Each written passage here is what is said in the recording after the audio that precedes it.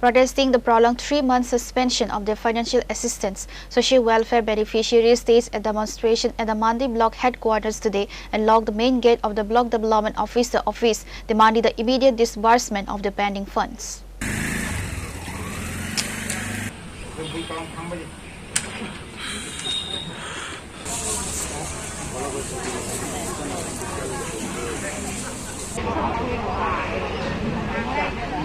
Beneficiaries under the Mandi block staged a demonstration at the block headquarters today to protest a 3-month suspension of various welfare stipends managed by the Department of Social Welfare and Social Education. The protesters expressed frustration over the administration's inaction regarding the prolonged delay and demanded the immediate release of all pending funds, warning of further escalation if the grievances are not addressed promptly.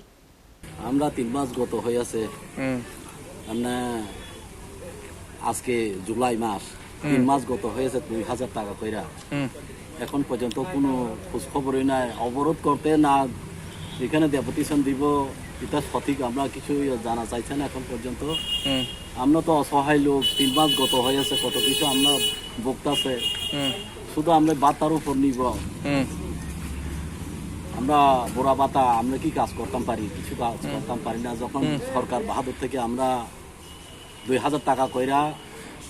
মোটামুটি বেতনের মতোই আমরা বাতা পাইতেছে এটাও এখন আপাতত বদই 3 মাস গত হয়েছে এখন অবরোধ করব না কি করব এখন ঠিক জানা যাইছে না আমরা যে প্রথম উদ্যোক্তা তারাই এখন আয়া করছে না কি করতাম পারি বিষয়টা নিয়ে আপনারা যদি আশ্বাস দিলে আপনারা কোনো আশ্বাস যদি না দিলে আপনারা বাধ্যতামূলকের কি রাস্তা অবরোধ করব আন্দোলন করব আমরা